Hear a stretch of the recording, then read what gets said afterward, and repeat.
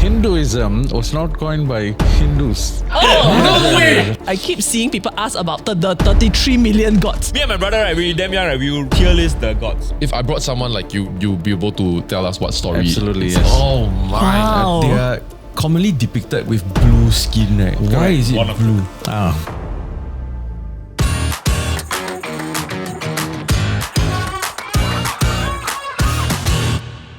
Alright, good morning my fellow Singaporeans who are on this podcastic pilgrimage journey with us, right? So we've covered quite a few of the other main religions in Singapore, and today finally we've managed to hunt a man down to talk to us about Hinduism, which we have not gotten to talk about. So today we have the chairman of the Hindu Advisory Board. He's been working very closely with the entire Hindu community and priests in Singapore for many years. So today's episode we're going to cover, what it's really like to be a Hindu, especially in Singapore. Welcome to the show, Mr. Singh Kudavan! Thank you. Also, happy Deepavali if you're watching this on live day. Yeah. And also it's not the morning. They're watching in the evening. Also, happy evening. Actually, what is the difference between Deepavali and Diwali? No, it's a name conference. It's just the North Indians call it Diwali. The Southern Indians call it Deepavali. The proper name is actually Deepavali, but shortened to Diwali. So it's just a convention. Because in Singapore, a lot of people try and step very cultured. So then, they want to say something else. Now with this WhatsApp culture, probably people put a DV or you don't know. You have to understand what is a day observed for. You got to go back to the ancient times where light is very important, because we don't have lights like the way it is today, where you just flick off a switch and you light up the whole Christmas tree. No, they have got lights in small lamps, oil lamps and all that. So light is very precious because that's the only thing that comes into illumination in the evening after dark. Right. Based on the Deepavali story where there was this Asura, this demon who was creating havoc in the whole province itself, and people couldn't light up their houses at night. And therefore, when he is slayed by Krishna, they call it a celebration by lighting up the whole place with all these lamps and arranging. So that day came synonymous with that arrangement of the lights, and that is why it's called Deepavali. So it's a gratitude for light plus celebration of the victory over evil. It's more of the victory over evil. Right. And it's celebrated with light. That means now they can walk about freely at night and light up their houses, and they do it in a festive way by arranging the lights. Actually, there's a very similar, there's a lot of parallels with Chinese New Year. Yes. Yeah. Like but the Nian story and all that. But it's not a new year, right? It may be a new year for certain ethnic groups of the Indian community, because Deepavali has got various origins for the calling of Deepavali. Yeah. Like the common ones the Southerners will have is the slaying of the demon by Krishna, and from that day onwards it's called Deepavali. Then there's another story where Sri Rama in Ramayanam is where Rama comes back to Ayodhya. They call it Deepavali. Then the other one is the starting of really. then the other one is the starting of the financial year. No way! The financial year. So April. FY? No, that's the Singapore government's FY, bro. Is it? Okay, April and all these things are Gregorian calendar, right? Yeah. So the Hindus never had a Gregorian calendar in those days. I see. So Deepavali was the day where they start the new financial year. So they celebrate the goddess Lakshmi, the goddess of wealth. It's not so much of Krishna, it's goddess of wealth. So that is also done for Deepavali. But whatever it is, it's a celebration. Is there an origin story of Hinduism, if you will? The word Hinduism itself was coined by somebody else. Oh. It's not Hindu itself. You see, it was surprising, isn't it? Hinduism was not coined by Hindus. It's a convenient word that we use. In fact, if you pick up any of the scriptures, you can never find the word Hindu in our scriptures. People from outside India, when they came into this land, from the land itself, that's where Indus River itself, they saw the civilization beyond the Indus River. And they found they were a civilized society with civilized thinking, especially in God sense. So they didn't know what to name it because they never had a name. When there's nothing else to compare, they never had a name. So they call it a way of life. So they call it Hinduism based on the Indus River. So for the sake of convenience, we all use it as Hinduism. To be nice, right? Yeah, sure. It is what you say, it is. If that's what you want to call me, okay. When I first was researching into what is Hinduism, then I keep seeing people ask about the 33 million gods. Then I'm like, wait, what's going on? How many gods exactly are there in Hinduism? Okay, now it comes to the fundamental understanding of Hinduism. Yes, please. Hinduism is not a faith of many gods. Neither is Hinduism a faith of one God. It's a contradictory statement, isn't it? Hinduism is a faith of God. That means they see everything as a divine being. That is why you see Hindus revere water, trees, sun, everything they see. So you're counting those in a 33. Everything. They see divinity in all of them because in Hinduism, the fundamental statement is God is omnipresent. And omnipotent and omniscient. If he's omnipresent, he's present everywhere. Right to the word, he is present everywhere. So everything has divinity in it. Because it's very difficult to understand that omnipresent, that he's everywhere, we let you choose the form whatever you like. So if you like this particular color and this particular form, okay, you take on to this. And all these forms are only to tether for a while, for you to hold on to something to understand the concept of God first. Me and my brother, right, we damn young, right, we used to tier list the gods based on their feats as described in the stories. Hey, where do you get this shoulder massager that you showed me the other day? I've been trying to find it everywhere. I got it from watching YouTube videos. While watching YouTube? YouTube shopping, bro. It's finally in Singapore. Shopee is now shoppable on videos. Wow, so you see something in a video and you can just buy it on the spot? Exactly. Just tap the product tag in the video and you'll unlock a 30% off voucher with a minimum spend of $15, which will automatically be added to your voucher wallet for that item. Yo, that's kind of amazing eh. It gets better, okay? The 30% off isn't just for the item. If you use the code right here at checkout, you get 30% off from any Shopee shop. But here's the catch. The promo code only works if you click the YouTube product tab first. And this works on most stuff? Most stuff like that, yes. Even this Jisoo Live fan. So you're telling me that I can watch my usual hauls and shop them without ever leaving YouTube? Exactly. Scroll, tap, add to cart. It's too easy. I'm gonna open YouTube right now. Just don't forget the code right here. You're welcome. Back to the episode. Because the stories are about the things that were like they did, right, in like mythology. And then like one guy's like really strong. So who is your S tier? Oh boy, now you're opening up a can of worms here. So it's like everyone's like, oh, Brahma's like big, he's the big guy, you know, because he's creative. It's a huge thing going on.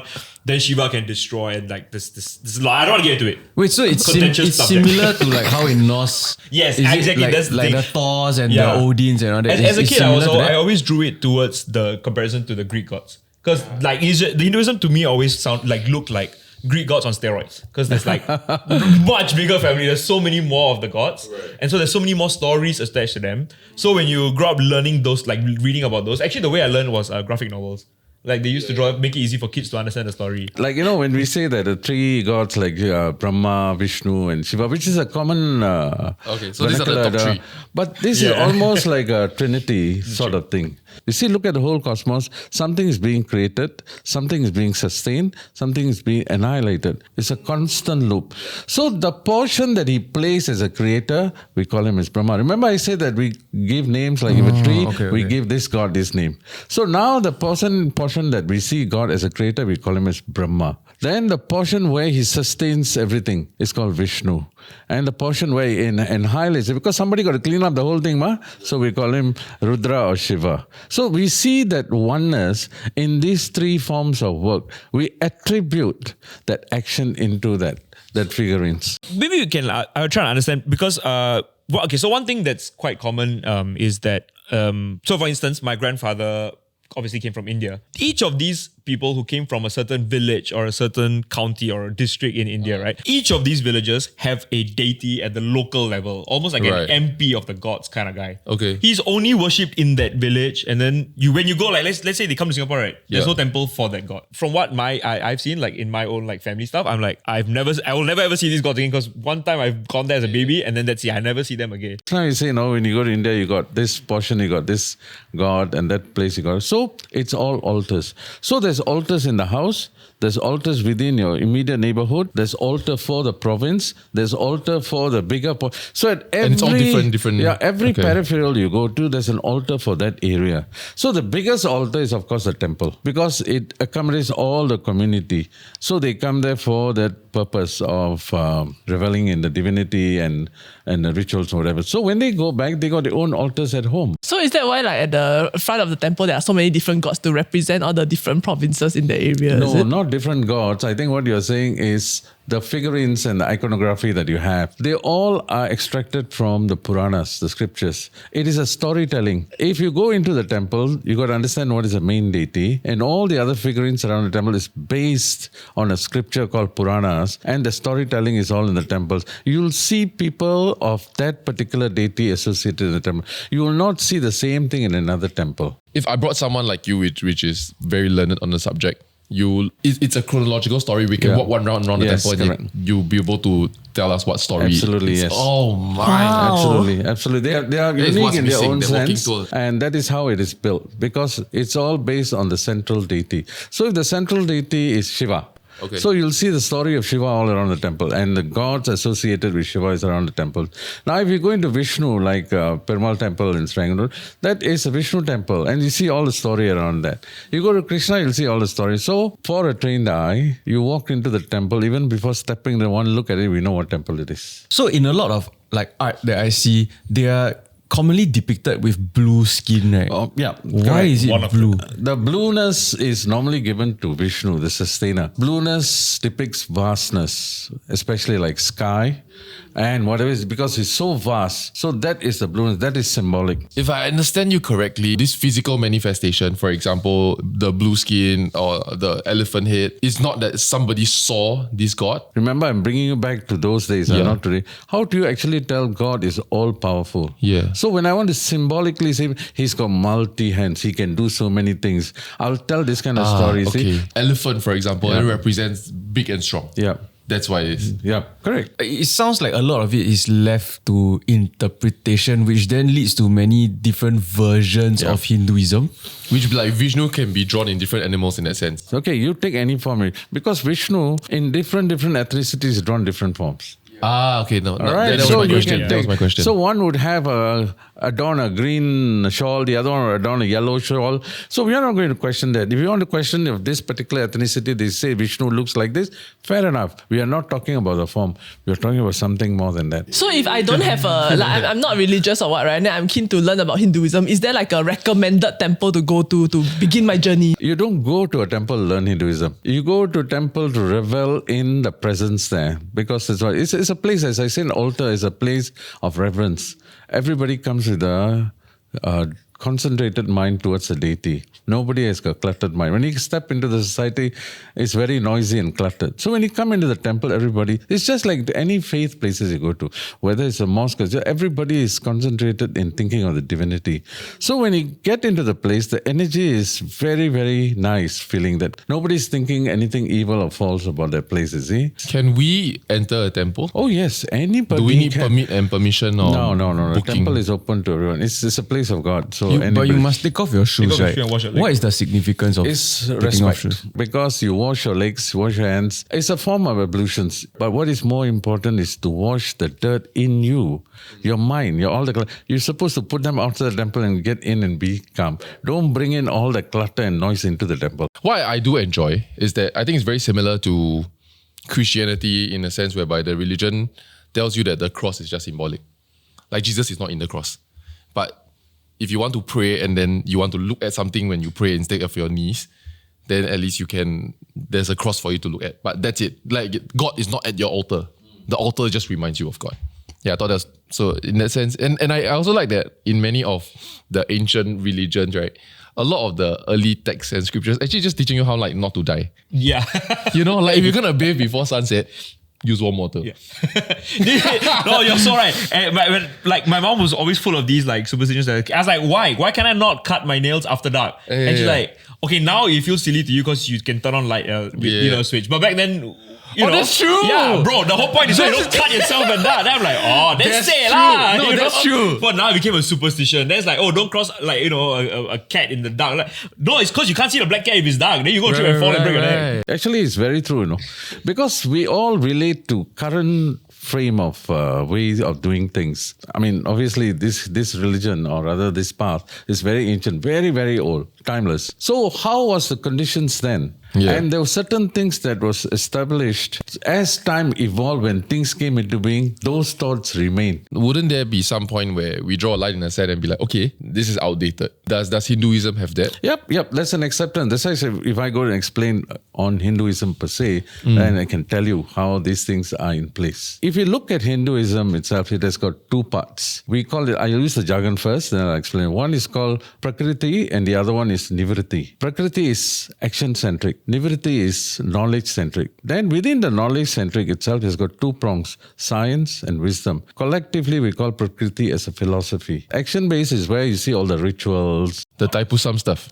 Yes, Okay. more or less. I say what has happened to the Prakriti portion of it is that it has morphed through the times. It has accepted according to the social norms of those of the times, the traditions, the ethnicities, the cultures, all have colored into the Prakriti portion of it. Where a lot of rituals that is very visible to many people today is Hinduism, that changes. Like, the way the dressing wasn't the same about, I could even say about 200 years ago. That allows for the changes and the ornamentation and the coloration, all that changes. In fact, even temples, the very structure of temples itself, 2,500 years ago, there were no such monuments like that. So they all came into being as glorified altars. So this is all the Prakriti portion. What has not changed is the Nivritti, the knowledge, the philosophy. That is the bedrock of Hinduism. That holds. So I want to ask, what is the significance of Thaipusam, and why do specific people celebrate it, but maybe others just observe? Thaipusam is a religious observance. It's not meant to be a festive thing. It's a religious observance for a particular deity.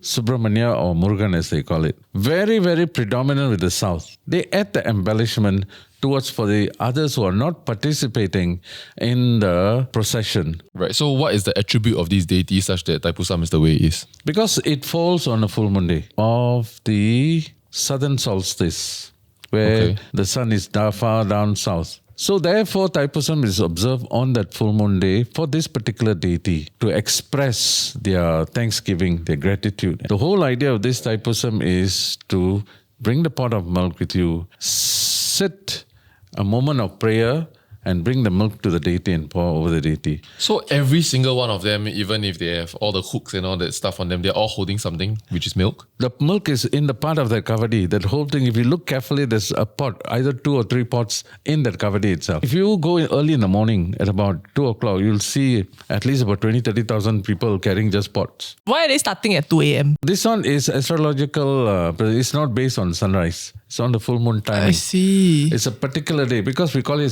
Thaipusam. Pusam is a constellation. Thai is the name of the month because the full moon comes into that constellation at that moment. Okay, I have a stupid question. So, do Hindus believe in star signs? Virgo, Capricorn, all those? No, that is not a stupid question. The astrology is a very significant part of Hinduism because the placement of the astrological planets and the stars and everything has got significant effect on us. Going back to they look up at the skies and they see the positions of the planet, positioning of the stars. Not the stars, but the constellations. And then they say that this day is particularly good. More palatable to do some things. That means you want to build a house. Okay. So astrology is very important. Today it has morphed out of hand because it has, Got him out. Because you can't do stuff on Tuesdays and Sundays. If I was as a kid, I remember because something happened. So that's why I say it's moved out of hand in a sense that they're used for a lot of materialistic things today. Astrology was never meant to be that. It was more for divinity and reverence. So I presume that in the scriptures, there is nowhere that says you need to do this maybe slightly more extreme or devoted acts in order to pour the milk, right? So where did that then come about? Okay, this is where the religious fervor takes on with a lot of emotional overtones. The person who is very much into this religious beliefs will tend to say that I'm willing to bear this pain for you. They can either take in the form of spear, poking. This is found in many religions also. Yeah. They walk over fire, they nail themselves, they do these things, but to tell that I'm willing to take up. It's an emotional overtone, not written in the scriptures. Self-diagnosed penance. Yes, correct. And what they do prior to that, they will fast for 40 days. That's also penance. So they avoid eating 3 meals. They'll probably go for 2 meals or 1 meal, and they stick to one particular vegetarian meal only, sleep on the floor. Many form of things. It's a sort of penance, and finally ending up that day just to say that, express their emotional feeling towards the deity. Do people back out at the end? They're like, I'm gonna do it, and then the thing, I cannot just take it out. Like, don't poke out the other side. There are people who have done that before, where they backed out even during the 40 days, and no, I can't do this 40 days, I'll take 20 days. It's more transactional. Can I do 5 days? Can I do 1 day? Then the other thing is this poking, instead of putting 100 spears, can I put 50? Can I put 20? Can I put 30? Or can I put just 2? Can I put just 1? It's just a spectrum as well, because it's all based on emotions. Your emotional devotion to the deity. So ultimately, it boils down to the sincerity and not these decorations. Can a non-Hindu partake in this? Why not? I want to walk on fire. No, actually, Is that the same? The walking on fire is the same. because Thaipusam was always to me 2 parts. You know, the milk part, you don't really see because it's very early in the day, right? But the 2 parts of Thaipusam, very iconic part is, one is the Kavadi, which I can understand the significance because Murugan has all these chariots, there's like a lot of symbolism there. But I never really got the fire walking part of it. Because to me, the Kavadi, I was always told, you let's say the father of the family usually will carry it because he's asking for some things for his family. So to thank the gods for taking care of his family, etc. He carries that as an act of devotion. But then the Timothy part, I never understood, the fire walking part. Because I didn't know what they were trying to do it for, and I never asked. The whole fire walking process is based on the story it's actually an excerpt from Mahabharata. It's based on this particular deity called Draupadi. Draupadi is a heroine of Mahabharata. Like what Sita is in Ramayana, Draupadi is in Mahabharata. She who came out of fire, and fire always signifies pureness, purity. It's just to tell yourself that I'll walk through fire to show that my devotion to you is pure. You must understand the whole big picture, that there is an emotional tie to this, and that emotion is something to do with devotion. But whether it's necessary is a question. Because I told you, right, Hinduism is of 2 portions. One is action-centric, the other one is wisdom-centric. You can be totally on the wisdom-centric and be a good person. That itself is required. This is emotional centric with action. That means to prove yourself. So when you come to the wisdom centric, all this dies down. Now it becomes turning inwards. This is the other part of Hinduism we never explored at all, because this is where the bedrock of Hinduism is. Turn back and ask yourself, what was this experience all about? The very question of Hinduism is to be curious enough to ask, what is this life and existence, and what was the experience that I had gone through? So what does the scripture say? It calibrates you through doing good, being a good person, virtues. Use them as your tools to sharpen yourself. All the scriptures is trying to tell you is calibrate the very instrument that you are to understand this very life itself. That's what Hinduism is. I'm curious about cows. Why would it be like sacred in any way? Can I be like Christian and Hindu then? Is there like a heaven and hell? Are there any unique challenges that Hindus in Singapore face? Okay, so I'm gonna have to stop you there, Mr. Singkudavan. We are gonna break the episode here, and there's still a lot more to get into, so definitely check back for part 2. Like, share, subscribe, and we'll see you in the next one. Bye bye.